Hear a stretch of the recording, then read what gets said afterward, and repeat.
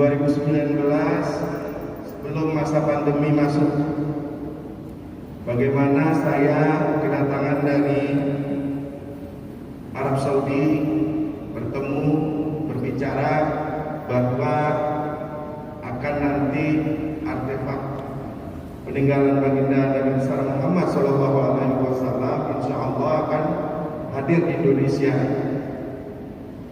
Antum siap nggak?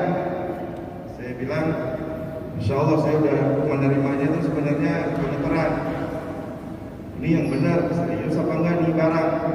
Sampai pertanyaan saya, asli apa kagak nih? Beb, saya bilang asli, semua bersertifikasi dari Museum Mekah. Dan ini jangan dikira kalau melihat tongkat Rasulullah cuma satu beliau gunakan, karena beliau gunakan itu dalam kisahnya ada 16 tongkat digunakan, dan di semua berbagai wilayah itu beliau ada hadiah dan juga menghadiahkan ke orang lain.